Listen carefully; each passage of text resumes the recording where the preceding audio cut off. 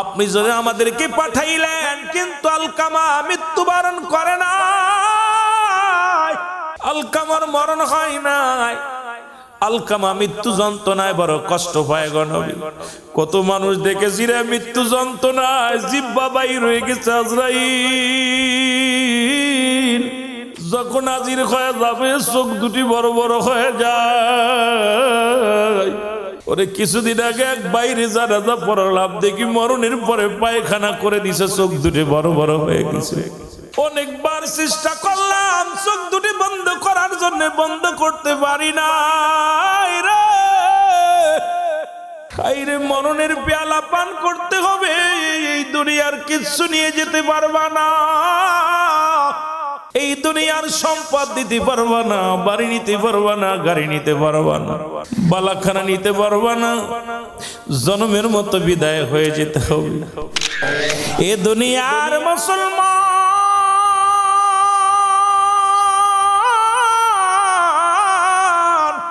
রাসূলের সাহাবী হযরত আলকামা রাদিয়াল্লাহু তাআলা আনহু, ইনি মৃত্যু শয্যায় সজ্জিত নবীর প্রিয় সাহাবী হযরত আলকামা।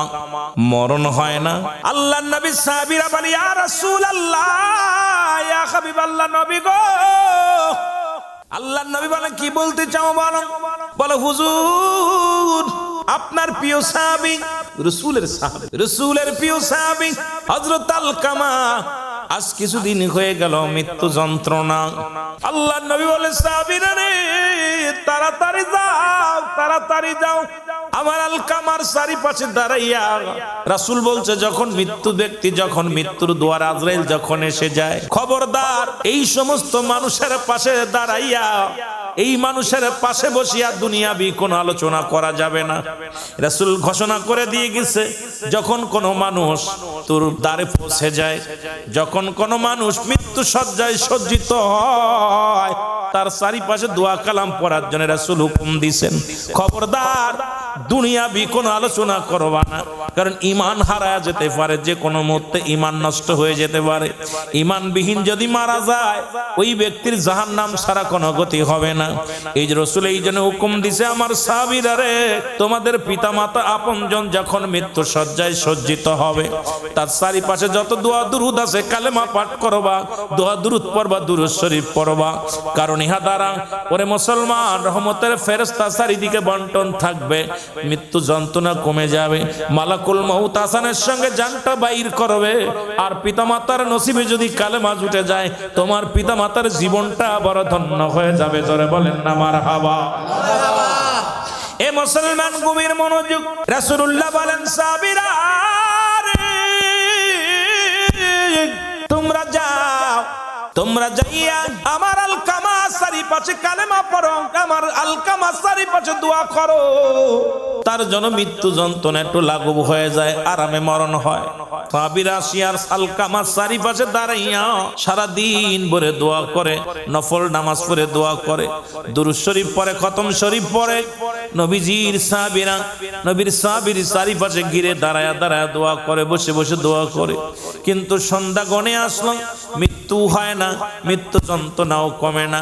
সাহাবীরা দৌড়ে আসলেন, বলে, ইয়া রাসূলুল্লাহ, ইয়া হাবিবাল্লাহ, আমার রাসূল বলে, সাহাবীরা রে, কি ঘটনা বলো আমাকে। বলে, হুজুর আমরা আলকামার জন্য এত দোয়া করলাম, দোয়া কবুল হয় না। আমার নবীজির হাত উঠাইয়া দিছে, আল্লাহ আমার আলকামারে তুমি ক্ষমা করে দাও।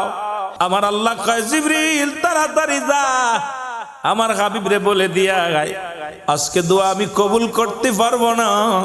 এই পৃথিবীর মধ্যে আলকামার। বলেন আল্লাহু আকবার। রাসূল হাতটা নামায় নিলেন, নবীজি হাতটা নামাইলেন। সাহাবীরা বলে, হুজুর আপনি হাত নামাইলেন। নবী কয়, সাহাবীরা রে, খবর নাও আমার আলকামার কে কে জিন্দা আছে।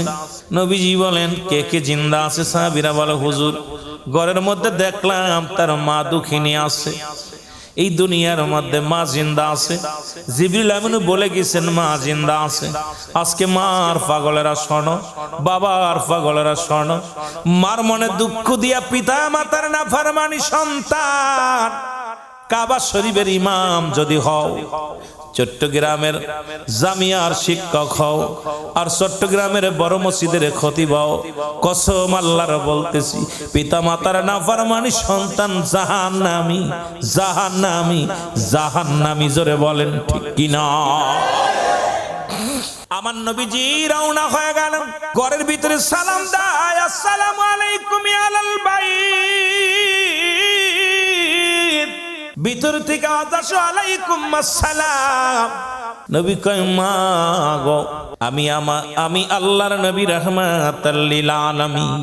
ভিতর থেকে মা কয় বাজান রে, আমি আলকামার মা, দুঃখিনী মা, জননী। আমার নবী ডাক দিয়ে কয় মা, মা আমার আলকামা কি অপরাধ করেছে একটু জানতে চাই। আমার সাহাবী কি এত বড় অপরাধ করেছে জানতে চাই গো মা।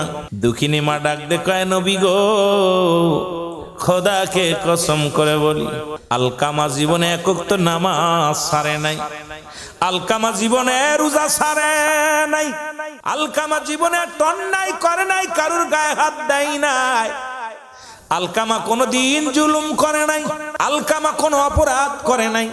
দুঃখিনী মার কথা শুনে আমার নবী কয় মা গো, তাহলে আমার মৃত্যু, আমার আলকামার এত মৃত্যু যন্ত্রণা কেন হয়? আলকামা কষ্টে পড়িয়া কান্দে রে, দম বাইর হয় না, সহ্য করতে পারে না। নবী ডাক দিয়ে কয় মা, মা আমার আলকামা কি অপরাধ করেছে একটু জানতে চাই। আলকামার মা ডাক দিয়ে কয় নবী গো, আমার জানা মতে আমার আলকামা কোনো অন্যায় করে না, একটা ভুল করেছে।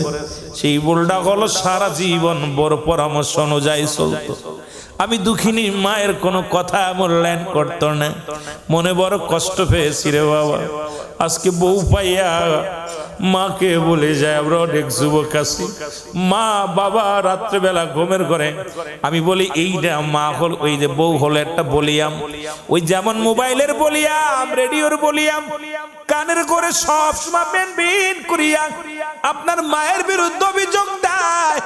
যে নারী আপনার মায়ের বিরুদ্ধে অভিযোগ দেয়, আপনি মনে করতে পারেন সে নারী কোনোদিন আদর্শবান নারী হতে পারে না, কারণ আপনি গর্ভধারিণীর মা। আপনার গর্ভধারিণী মায়ের বিরুদ্ধে ওই বউ আপনার কানে দিল, আপনি কেমন পুরুষ গো, কেমন সন্তান? মা দুঃখিনীর ওই দুর্নামগুলো শুয়া শুয়া শুনলেন। আমি আপনাদেরকে বলে যাই, এমন বিবির প্রয়োজন নাই, দরকার হলে বউটা ছেড়ে দাও, দরকার নাই। কিন্তু দুঃখিনী মাকে কষ্ট দিও না, বাবারে কষ্ট দিও না, কারণ পিতা মাতারে কষ্ট দিয়া দুনিয়ার মধ্যে যা করবা সব বরবাদ হয়ে যাবে। হয়তো ক্ষণিকের জন্য কিছুদিন ভালো থাকবারে বাজান, কিন্তু কবর জগৎ হবে ভীষণ ভয়ঙ্কর, জাহান্নাম হবে ঠিকানা। আল্লাহ আমাদের বুঝার তৌফিক দান করে, জোরে বলেন আমিন। আল্লাহু আকবার। ইয়া রাসূলুল্লাহ। জিন্দাবাদ। জিন্দাবাদ। আমার ভাইয়েরা, আমার বন্ধুরা, আমার নবী কয় মা, মা গো,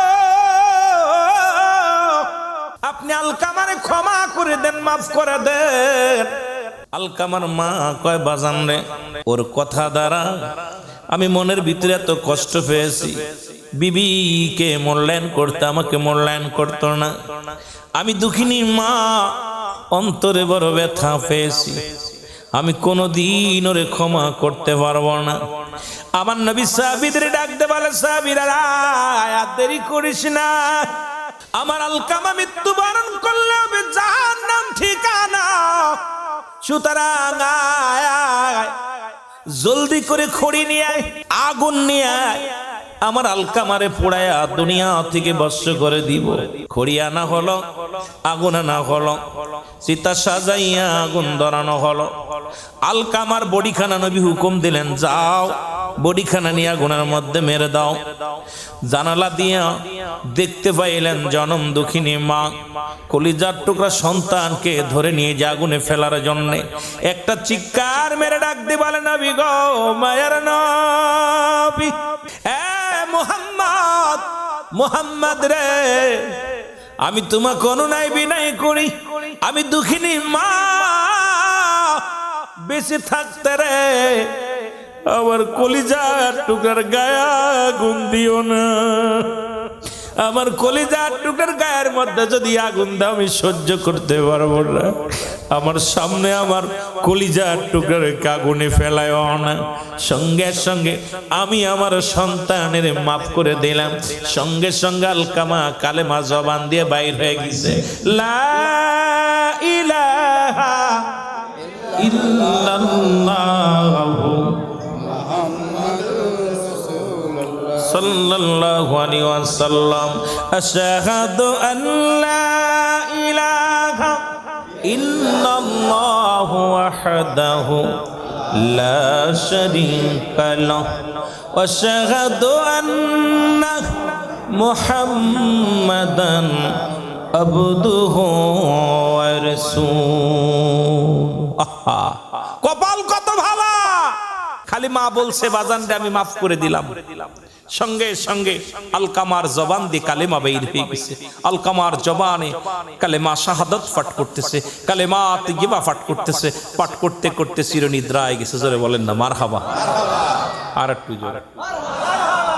কথা কি বোঝে? কথা বোঝে? সেই মাকে আজকে পিটাইতেছি। আমার দেখা মতো নজরে পড়ছে অনেকে। আর মোবাইলে তো আপনারা দেখেন, সন্তান নিশা করার টাকা না পেয়ে মাকে কি করছে, মাইরা ফ্রিজের ভিতরে আটকায় রাখছে। মাকে কাইটা 3 টুকরা কইরা ফ্রিজের ভিতরে আটকায় রাখছে। সকালবেলা যখন আবার সন্তান পুলিশকে ফোন দিছে, 999 ফোন দিয়ে আমার মা হারাই গেছে, কিডন্যাপ হয়েছে। সব জায়গা খুঁজা খুঁজা পুলিশের সন্দেহ হয়েছে। ফ্রিজ খুইলা দেখে মায়ের বডি খানা 3 খণ্ড করে ভিতরে রাখা। মাকে জিগাই, ছেলেকে যখন রিমান্ডে এনেছে আমার মা নিশা করার টাকা দেয় না, এই জন্য মাকে চির বিদায় করে দিছে। এই যে অসিত আপনার পুলিশ দাম্পত্য জীবন এখন জেলখানায় আছে, মা বাবা দুজনকেই খুন করেছে। আল্লাহু আকবার বলেন। আর একটু জোরে বলেন। পুলিশ, পুলিশের মেয়ে, পুলিশের মেয়ে। এই যে আমার ভাই আগে মাদকের বিরুদ্ধে ওয়াজ করলো, যদিও এটা হারাম, সম্পূর্ণ হারাম, কিন্তু এই মাদক যে ঘরে ঢুকছে সে ঘর শেষ, সে ঘর শেষ, সে বাড়ি শেষ। আজকে মনে করছে না আরেকজনের ছেলে খাচ্ছে, আমার তো ছেলে না। ও কয়দিন লাগবে আপনার ছেলের ধরতে? সমাজে ঢুকে গেছে ভাইরাস। যেটা বলেন ঠিক কিনা? এই জন্য আমার ভাই যে আলোচনা করছে ওদিকে খুব খেয়াল। আমি মাহফিল কমিটিকে ধন্যবাদ যে সাবজেক্ট দিয়ে দিছে, এই জন্য ধন্যবাদ। ঈদে মিলাদুন নবী সাবজেক্ট দরকার ছিল, যদিও তথাপরিত আপনার আলোচনা শোনেনি। ঈদে মিলাদুন নবী তো আলোচনা অনেক বক্তাই করে, কিন্তু আমার কষ্ট হলো যে আজকে সমাজ, এই সমাজ, এই জাতি সব শেষ। এই জাতিগুলোকে বাঁচাইতে হলে আমাদের সচেতন নাগরিক হওয়া লাগবে। যেটা বলেন ঠিক কিনা? এতে গেল নবীর সাহাবী, একজন আল্লাহর ওলি। আল্লাহু আকবার। আরো জোরে। আল্লাহু আকবার। পৃথিবীর মধ্যে জগৎ বিখ্যাত একজন আল্লাহর ওলি জুরাইস। ইনি জগৎ বিখ্যাত একজন আল্লাহর ওলি। দেখেন না বাইজিদ বুস্তামি, উনিও মার দোয়ায় আল্লাহ জগৎ বিখ্যাত ওলি হয়েছে। সুবহানাল্লাহ বলেন না? আরো জোরে। গাউসে পাক যত ওলি হয়েছে সব মা বাবার দোয়া। সুবহানাল্লাহ বলেন না? হক আদায় করছে, হক আদায় করার কারণে তারা আজকে জগৎ বিখ্যাত ওলি হয়েছে। মারহাবা বলেন না? শয়তানের ওলি? কথা বলেন না? আল্লাহর ওলি হয়েছে, আল্লাহর বন্ধু হয়ে গেছে। কারণ পিতা মাতার দোয়ার প্রয়োজন আছে কিনা? আরো জোরে। এই যে বাইজিদ বুস্তামি যে মাজারটা দেখি, যদিও মাজার নাই, এখানে বসছে শুনেছি, উনি ওনার মার, আপনারা শুনছেন অনেকেই যে বাইজিদ রাত্রেবেলা পানি চাইছে, বাইজিদ পানি নিয়ে মা শিওরে দাঁড়ায় আছে। সকাল হয়ে গেছে, দেখে বাইজিদ শিওরে দাঁড়ায় আছে। কয় মা, বাইজিদ তুমি? কয় মা গো, তুমি পানি চাইছিলা, পানি আইনা দেখি তুমি ঘুমায় গেছো। সারা রাত বাইজিদ দেহটা ঠান্ডা হয়ে গেছে, দোয়া করছে আল্লাহ তুমি আমার বাইজিদকে জগৎ বিখ্যাত ওলি বানাইও। সুবহানাল্লাহ বলেন না? ওলি বানাই কে? দলিল কোরআন বলে সূরা তাওবা 6 নম্বর আয়াত, আল্লাহ নিজে বলে আলা শাবদান্না নিচে আলা ইন্না উলিল্লাহি, আল্লাহর তরফ থেকে ওলি হয়। কার তরফ থেকে? আল্লাহর তরফ থেকে। আরে এই দোয়া আদায় করে নিতে হয়। এখন তো আমরা অনেকেই বাপ পীর ছিল, ছেলে পীর, এই জন্যই বেজাল বাঁধছে। কিন্তু আল্লাহর ওলি, আল্লাহর মাহবুব বান্দা যদি কামাই করে কোনো ব্যক্তি পীর হয়, ওই ব্যক্তির যে ক্ষমতা, ওই যে একটু আগে বলছে যে ভাই আল্লাহর ওলি জোয়ারের পানি ওঠে নাই, ওটা কামাই করে সাধনা করে পীর হয়েছে। জোরে বলেন ঠিক কি না? এই জন্য আমাদের দেশে এখন তার কামেল পীরের নাকেশ পীর প্রচুর নাকেশ পীর, কামেল পীরের খুব অভাব। আর কামেল পীর যারা, এদের দেহর দাম, এদের চোখের দাম, ইশারার দাম, কারণ অঙ্গ প্রত্যঙ্গ তখন আল্লাহর হয়ে যায়। যেমন আনাল হক মনসুর আল্লাহ বলেছিল, আল্লাহ সব অঙ্গ প্রত্যঙ্গ সব আল্লাহরে দিয়ে দেয়। আর এই জন্য ওই ব্যক্তি যা বলে এটাই ঘটে। জোরে বলেন ঠিক কিনা? কে আমার মতো রে ভাই? আমরা তো বুঝি না, এই জন্য না বুঝার কারণে কত ভুল করি। জুরাইস একদিন মা দুঃখিনী জুরাইস গোপনে নামাজ পড়েন, ঘরের ভিতর দরজা লাগাইয়া। মায়ের নজরে তাকাবেন, মায়ের নজরে তাকাবেন, কথা বুঝেননি? উনি কি আছে, ওদের ওই দুষ্টমিটা খালি নজরে পড়ে, খালি কয় দুষ্টমিটা পড়ে। ওদেরকে ভালোবাসবেন, মায়া দিবেন, ভালোবাসা দিবেন। ওরা একদিন আগামী দিনের জন্য ইসলামের হাতিয়ার হবে। সুবহানাল্লাহ বলেন না? আহা, দেখলে মায়া লাগে। আমারও মাদ্রাসা মা আমেনা সিদ্দিকিয়া মডেল মাদ্রাসা, তা আমার সন্তানগুলো যখন যায় সবাইরে বুকের ভিতর নিয়ে এত মজা লাগে। ওদেরকে সাইরা নিজের সন্তান, পিতা মাতার প্রতি, আপনার ভাই বোনটি যা আছে, ওদেরকে যত ভালোবাসি, আমার মন বলো ওদেরকে নিয়ে আজ বুকে ধারণ করে রাখি খালি।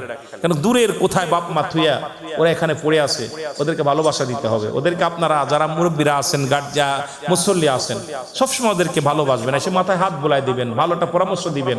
দেখবেন ওরা, ওদের মন ভালো থাকবে, ওরা লেখাপড়ার দিকে আগাবে, ঠিক কিনা? কিন্তু আপনাদের সমাজ কেমন জানে, আমাদের সমাজে কি মাদ্রাসা যেটা পড়ে ওদের বাইরেও করা যায় কেমনে, খালি এই ষড়যন্ত্র চলে। কথা বুঝেন? হুজুর কি হয়েছে? আপনার ওই ছাত্রটি ব্যাখ্যা হয়ে আসছে। হুজুর কি ডিলা মারছে গাছে, ওটা কি ওটা ব্যাখ্যা হয়ে আছে। আরে ভাই, যদি একটু জ্ঞান খাটাইতেন তাহলে আর জীবনও নালি দিতেন না। জোরে বলেন ঠিক কিনা? বড় কষ্টের মধ্যে আছি। একটু মহব্বতের সঙ্গে দুরূদ শরীফ পড়েন। আল্লাহুম্মা এর মানুষ বানাইছে আল্লাহ প্রেমের কারণে, ভালো মানুষ প্রেমের তরি বান্দরে মদিনার সনে, ভালো প্রেমের তরি। এই আল্লাহ বানাইছে বহু জাতি, আবার শিখাইল প্রেম প্রীতি। আরে মোর নবীকে পাঠান আল্লাহ, মোর নবীকে পাঠান আল্লাহ প্রেমের কারণে, প্রেমের তরি বান্দরে। আরো জোরে বলেন, প্রেমের তরি বান্দরে।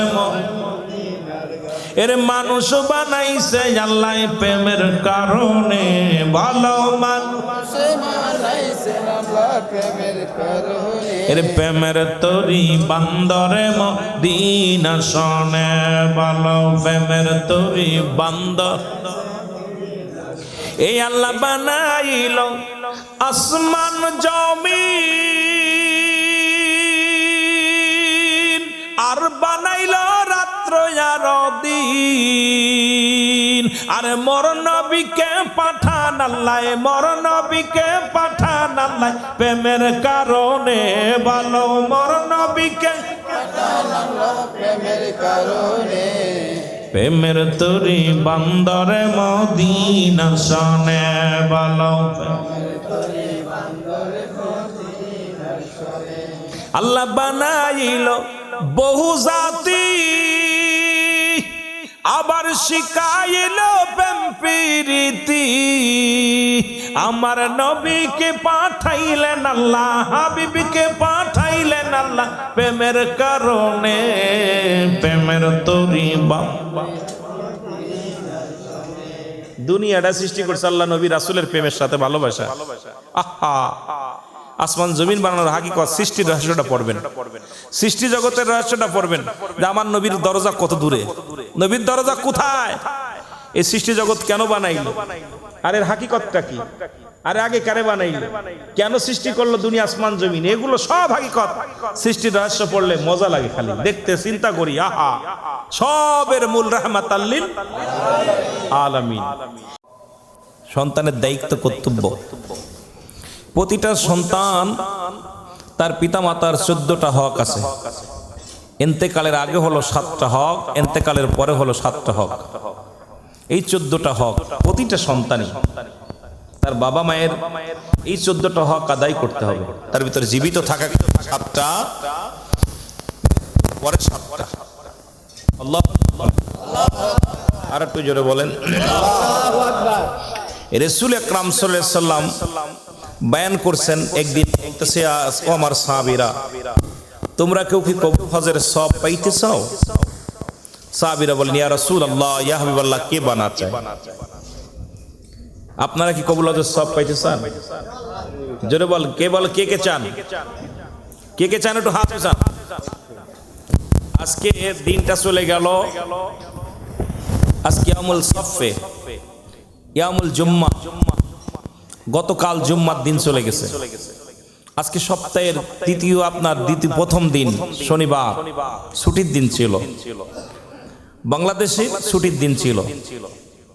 এই দিনটা আপনাদের কাছে অনেকের ভালো কাটছে, অনেকের যারা অলসতা তাদের জন্য ভালো কাটছে, যারা একটু কর্মঠ, কাজকে বেশি ভালোবাসে, অফিসকে বেশি ভালোবাসে, তাদের জন্য ছুটির দিনগুলো খুব কষ্টে যায়, ঠিক কি না? দেখবেন এরকম অনেক আছে, অনেক শিক্ষক ফাঁকি দেয়, অনেক শিক্ষক ছেলেদের পড়ালেখা করে ঘন্টার পর ঘন্টা কোন দিক যাচ্ছে খেয়াল করে না, ছেলেদের পিছে আছে। তো সব মিলে এখানে যারা জান্নাতি পিপাসিত মানুষ, রিয়াজুল জান্নাহ, বেহেশতের বাগান, আগে হলো বেহেশত, তারপর হলো বাগান। আর জান্নাতির বাগানে জাহান্নামীরা আসতে পারবো না। জাহান্নামের বাগান, জান্নাতের বাগানে কোনো জাহান্নামী আইব না? যদি বলেন আইব না, আইব না। কিসের বাগান? আর একটু জোরে বলেন না। জান্নাতের বাগান। কে বলেছে? রাসূল সাল্লাল্লাহু আলাইহি সাল্লাম। রিয়াজুল জান্নাহ, বেহেশতের বাগান।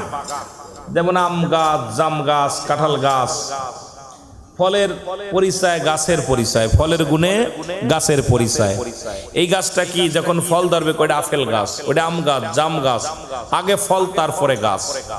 আর আজকের বাগানটা হলো রিয়াজুল জান্নাহ, বেহেশতের বাগান। এই বাগানের বড় দাম, আমিন বলেন। মদিনার মাটিও মাটি, বাংলাদেশের মাটিও মাটি। মদিনার মাটি গায়ে লাগলে গুনাহ ঝরে যায়। মদিনার মাটি গায়ে, বাংলাদেশের মাটি গায়ে লাগলে চুলকানি রোগ হয়। যেটা বলেন ঠিক কিনা? আমিরুল আমিন যদি বলি আজকের এই ময়দানের মাটি গায়ে লাগলে গুনাহ ঝরে যাবে, আমার কি পাগল বলবেন না? জুতা স্যান্ডেল ফিক্কা মারবেন, কয়েডে ভণ্ড। কারণ মদিনার মাটির দাম রাসূলুল্লাহর খাতিরে। সুবহানাল্লাহ বলেন। আর একটু জোরে। কার খাতিরে? ও মদিনার মাটি রে, তুই যে বড় খাঁটি রে, তোর বুকেতে আসেন শুয়ে আমার নবী মুস্তাফা, তোর বুকেতে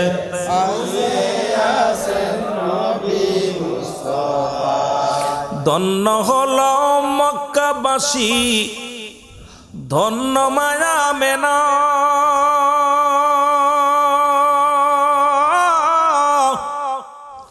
ধন্য হলো এশিয়াবাসী, ধন্য জমিন খানা, যার সোয়াতে ধন্য হলো, যার সোয়াতে ধন্য হলো গোটা দুনিয়া। মদিনার মাটি রে, তুই যে বড় খাঁটি রে, তোর বুকেতে শুয়ে আছে আমার নবী মুস্তাফা। বলেন, তোর বুকেতে শুয়ে আছেন নবী মুস্তাফা। এই দুনিয়ার মুসলমান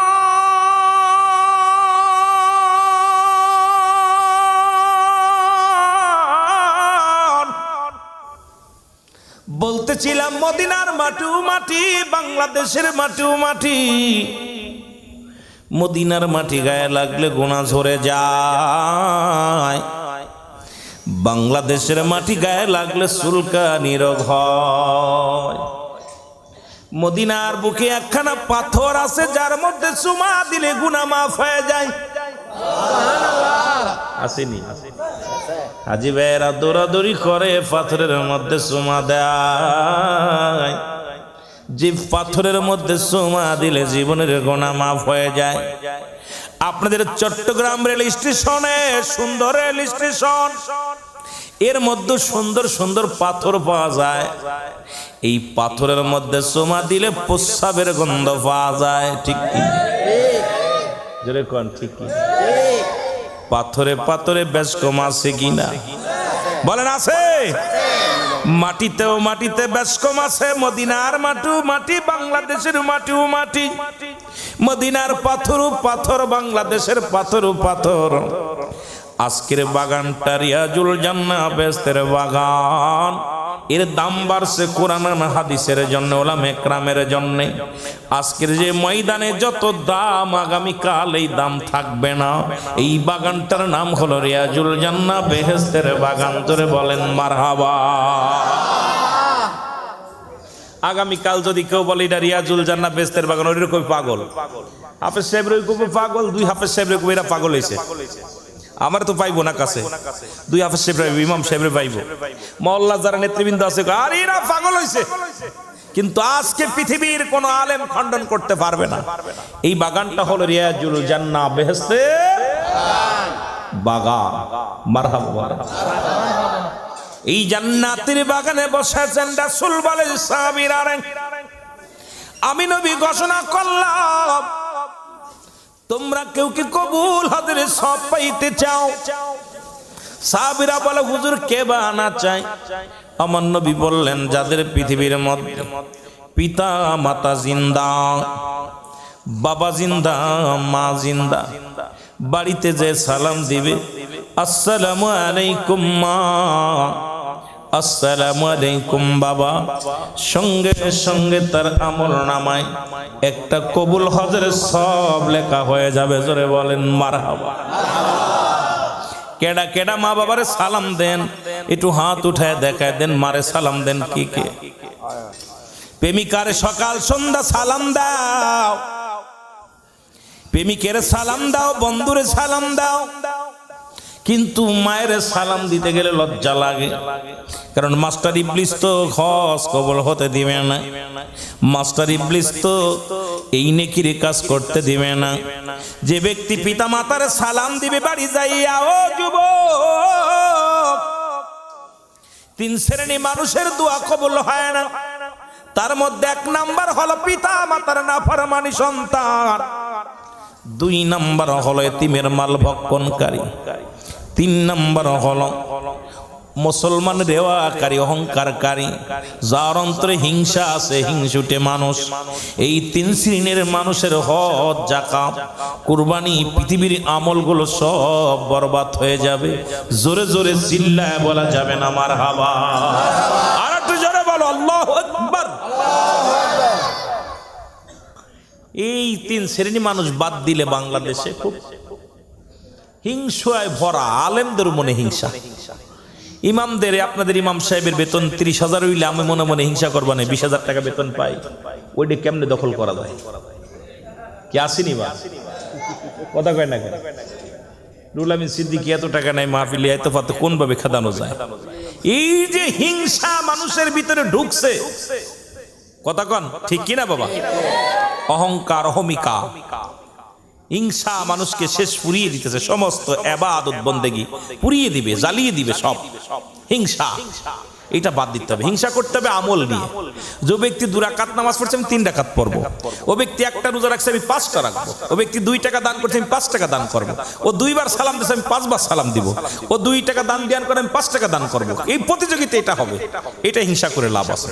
সুবহানাল্লাহ বলেন। এগুলো করতে রাজি আছেন তো? চট্টগ্রামের মানুষ তো বালা, ওলি আল্লাহদের দেশের মানুষ, সুন্নি মানুষ। আর এই সুন্নি মানুষ আমি তো অনেকবার বলছি, আমি বলছি আমার বিবেচনায়, আমার গবেষণায়, আমার ধ্যান ধারা, আমার জ্ঞান দ্বারা রাসূল বলছে আমি দেখতেছি অচিরেই পূর্ব দেশ থেকে একদল আশেক বাইর হবে, যাদের জবানে থাকবে নারায়ে তাকবীর, আল্লাহু আকবার, নারায়ে রিসালাত, ইয়া রাসূলুল্লাহ। সুবহানাল্লাহ বলেন। বাংলাদেশের পরে আর কোনো মুসলিম কান্ট্রি নেই, বাংলাদেশের পরে আর কোনো মুসলিম কান্ট্রি নেই। আর বাংলাদেশের সর্বশেষ প্রান্তে পূর্ব দেশের মানুষ হলো চট্টগ্রাম বিভাগের মানুষ। সুবহানাল্লাহ বলেন। এই জন্য অল বাংলাদেশে যতটি জেলা আছে, যতগুলো জেলা আছে 364 না কয়টা, 364 না কয়টা যেন 67 64 যাই হোক, এত জেলার মধ্যে এত বিভাগের মধ্যে আমাদের কয়টা বিভাগ, 6টা বিভাগ না 4টা, কয়টা বিভাগ, 4টা ছিল, এখন 7টা করছে। এই বিভাগের মধ্যে চট্টগ্রাম বিভাগের মানুষ যত আল্লাহ প্রেমিক রাসূল প্রেমিক অল বাংলাদেশে এরাম প্রেমিক খুঁজে পাওয়া যাবে না। আমার মন বলে এই চট্টগ্রামের মানুষই হবে সেই আশেকে রাসূল। সেই মানুষগুলো এখান থেকে কাফেলা করে নারায়ে রিসালাত দিতে দিতে মদিনায় যাবে, এর মধ্যে কোনো সন্দেহ না। আমার জ্ঞান দ্বারা বলে, আর মাঝে মাঝে বলি আল্লাহ এই চট্টগ্রামের কাফেলার লগে যেন আমিও যেতে পারি, কারণ আমার বাড়ি তো পূর্ব পশ্চিম অঞ্চলে। এই এলাকার মানুষ জুলুস করে কয় বোঝে না, নবীরেশকে দেওয়ানা আছে, মিলাদ দুরুদ পড়ে, তবে সুন্নি ওয়াহাবি কিছু বোঝে না। কথা বুঝেননি? তো এই দিক থেকে চট্টগ্রামের মানুষের হৃদয়ে নবী, অন্তরে নবী, মনে নবী, ধ্যানে নবী, ঘুমে নবী, সব জায়গায় নবী নবী নবী, জোরে বলেন ঠিক কিনা? এই জন্য এলাকার মানুষ বড় ধন্য, জোরে বলেন ঠিক কিনা? একটু মহব্বতের সঙ্গে দুরূদ শরীফ পড়েন, আল্লাহুম্মা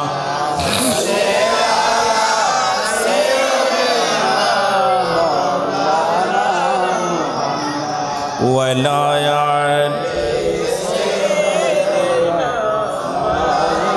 আমরা দয়াল নবীজির উম্মত হয়েছি, এর সে বেশি আর কি চাই।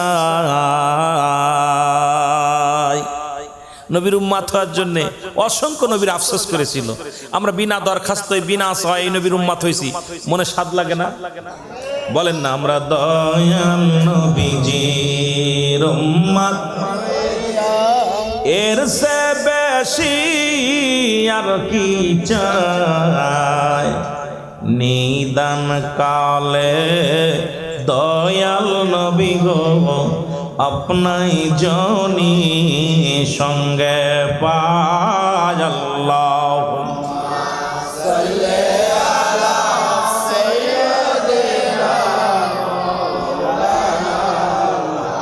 ওয়ালা আলি সাইয়্যিদিনা।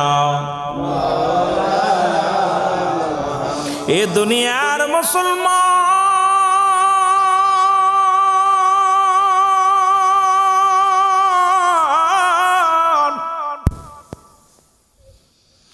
নবীজি বললেন সাহাবীরা রে, তোমরা বেশি বেশি করে সালাম দিবা তোমার পিতা মাতারে।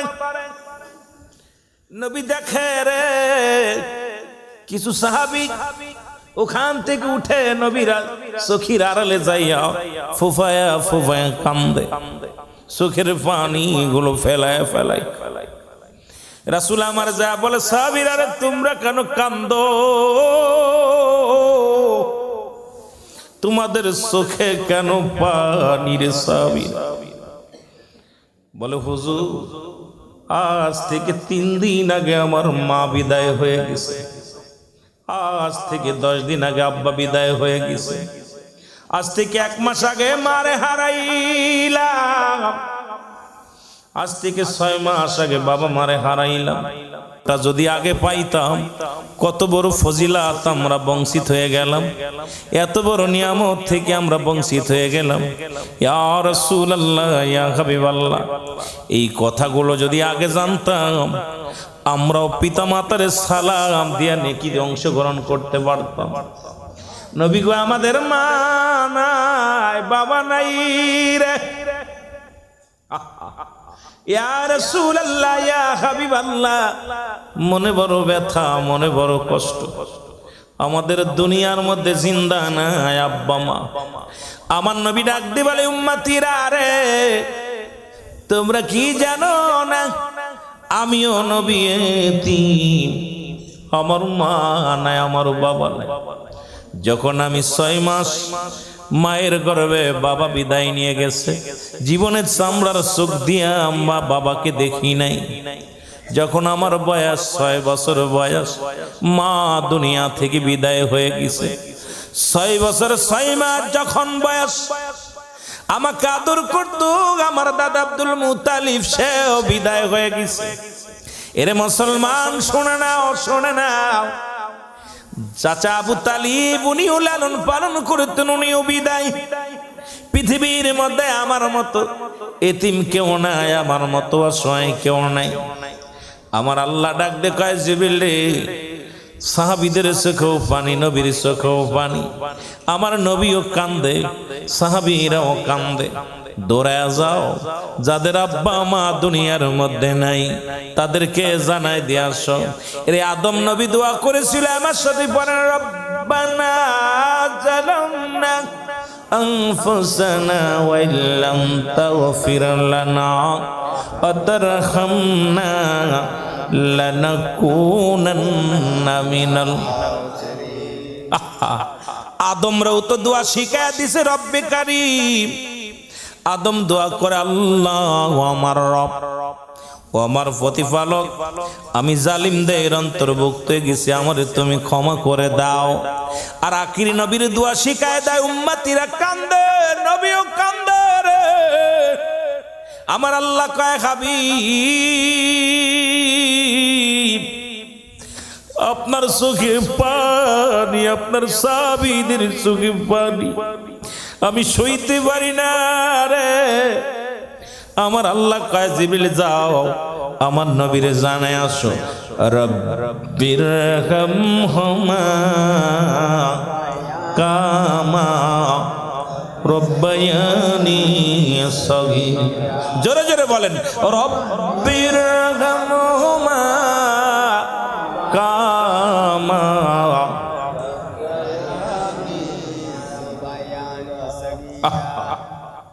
আল্লাহ ডাক দে কয়, হাবিব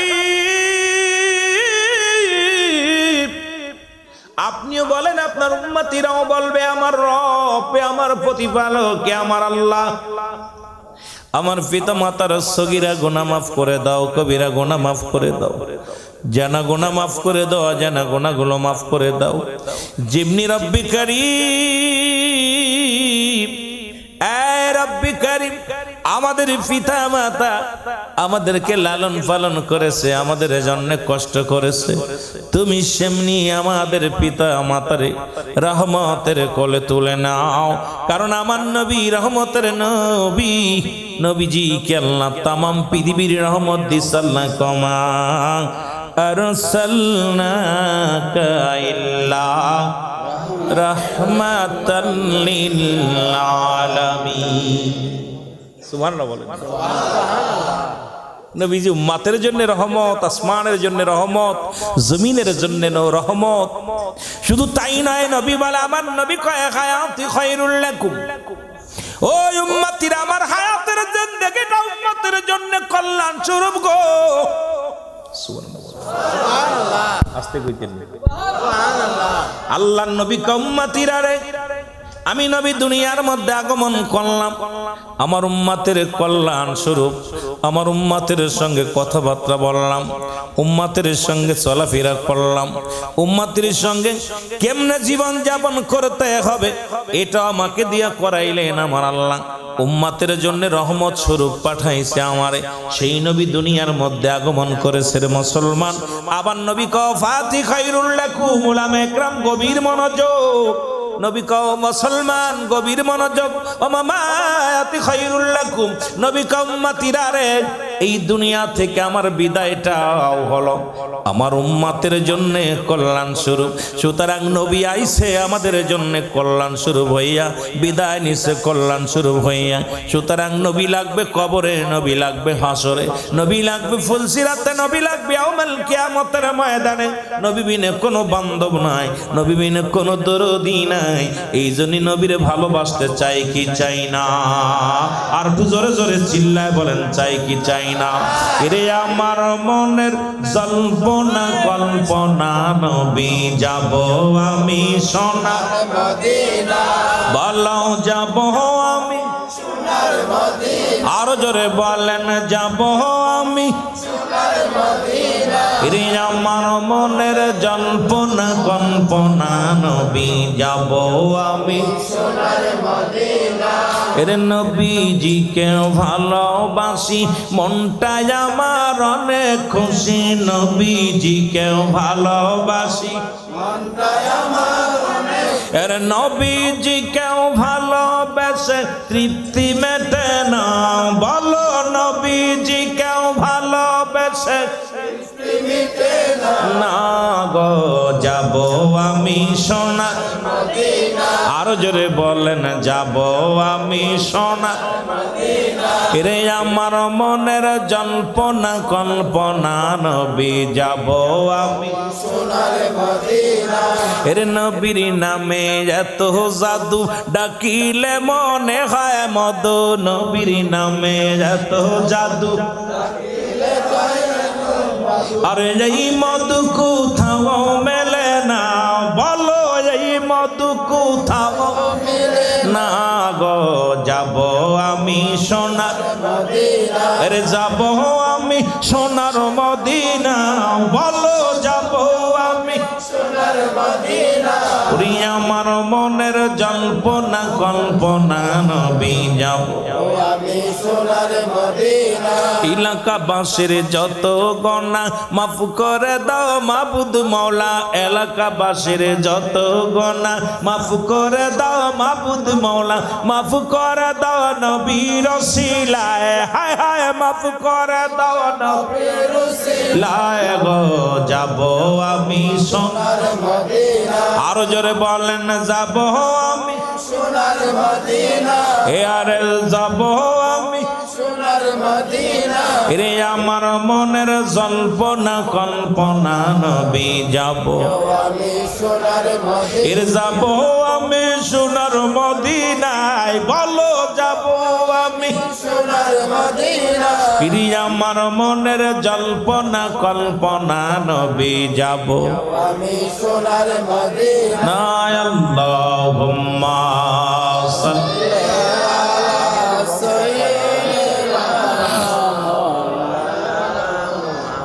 ওয়ালা আলি সাইয়্যিদিনা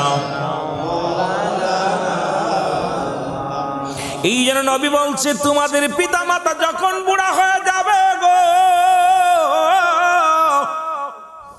খবরদার তোমাদের পিতামাতাকে শব্দ করবে না গোড়া মানুষ আর বুড়া মানুষের ব্যবহার এক হয় আপনার ছেলে আপনার মেয়ে ছোট্ট মানুষ বারবার ডাক দেখ আব্বা এটা কি বলবেন গিলাস বারবার বলে আব্বু এটা কি গিলাস এটা কি গিলাস একবারও রাগ করবেন না মানুষ যখন বয়স হয়ে যায় পিতা মাতা যখন বয়স হয়ে যায় এই রকম ভুল করবে হাজারবার কথা বলবে রাসূল বলছে খবরদার খবরদার তোমাদের পিতা মাতার প্রতি দুর্ব্যবহার করো না পিতা মাতার সঙ্গে একটু শব্দ করো না কারণ তোমার মা তোমার বাবা তোমার জন্য জান্নাতের দুটি দরজা একটা দরজার নাম তোমার মা আর একটা দরজার নাম তোমার বাবা এই দুইটা দরজা ঠিক রাখার দরকার আছে কি না